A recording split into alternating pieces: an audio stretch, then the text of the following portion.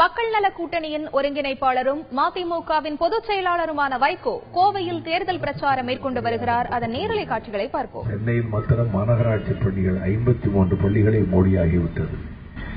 எல்கேஜியிலிருந்து பணம் கொடுத்தால் தான் சேர முடியும். இது ஒரு பக்கத்தில் மக்களை வாட்டிக் கொண்டிருந்தாலும் மனிதனுக்கு என்ன தேவை?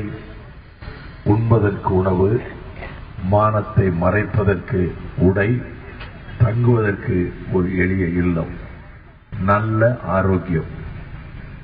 உடலை வளர்த்தேன் உயிர் வளர்த்தேனே என்றார்கள். நிறைய நோய்கள் தாக்குகின்றன. புதிதாக கினி என்கிற நோய், சிக்கன் குனியா, அதை போல பெரும்பாலும் இப்பொழுது சிறுநீரக நோய்கள், கிட்னி நோய்கள். இந்த நோய்களில் பாதிக்கப்படுகிறவர்கள் சர்க்கார் ஆஸ்பத்திரிக்கு போனால் பிழைக்க முடியாது என்று கருதி தனியார் ஆஸ்பத்திரிகளுக்கு போகிறார்கள். எனக்கு தெரிய கிட்னி ஆபரேஷனுக்கு போன பல குடும்பங்கள் அதோடு அழிந்தே போய்விட்டன. அந்த ஆஸ்பத்திரி செலவு, அதற்கு பிறகு மாதம் ஆகிற செலவு. இதில் என்ன பாதிப்பு என்றால், அந்த கிட்னி பாதிக்கப்பட்டு மாற்றறுவை சிகிச்சை செய்கிற மனிதன் தன்னால் தன் குடும்பத்தின் பொருளாதாரம் அழிந்து விட்டதே என்று தன் இறுதி காலத்தில் மனம் உடைந்தே, நோயை விட மனம் உடைந்தே அவன் சாகிறான். எல்லா குடும்பத்திலும் பார்த்துட்டேன். நாங்கள் ஆட்சிக்கு வருவோம், அரசாங்க மருத்துவமனைகளை ஒழுங்குபடுத்தி அதிலே எல்லா விதமான வசதிகள், பேருக்கு இருக்கு, சிடி ஸ்கேன் இருக்கு, எக்ஸ்ரே இருக்கு, அங்கே டயாலிசிஸ் சிஸ்டம் இருக்கு, ஒழுங்கா நடத்துறது கிடையாது. குப்பை தொட்டிகளை போல இருக்கின்றன பல இடங்களில் அரசு மருத்துவமனைகள். நான் தனியார் மருத்துவமனைகள் இந்த கோயம்புத்தூரில் மிக சிறப்பான மருத்துவமனைகள் இயங்குவதை அறிவேன். நான் அவர்களை குறை சொல்லவில்லை. ஆனால் நீங்கள் சொந்தத்தில் பணம் போட்டு ஆஸ்பத்திரி நடத்துவதால் நீங்கள் நிறைய பணம் வாங்குகிறீர்கள்.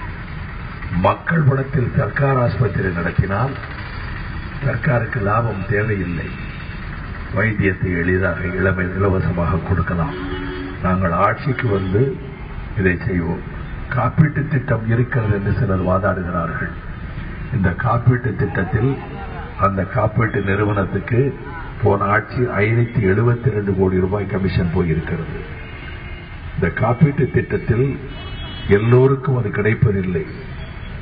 அரசாங்கமே மருத்துவமனைகளை முறைப்படுத்தி மக்கள் சுகாதாரம் எல்லோருக்கும் கிடைக்கும்.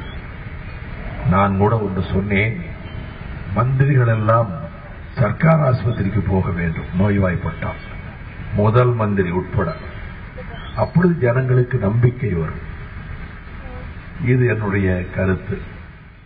இதுபோல நாங்கள் ஆட்சிக்கு வந்த பின்பு படித்த வேலையற்ற இளைஞர்களுக்கு படிப்புக்கு தகுந்த மாதிரி மாதம் அவர்களுக்கு ஒரு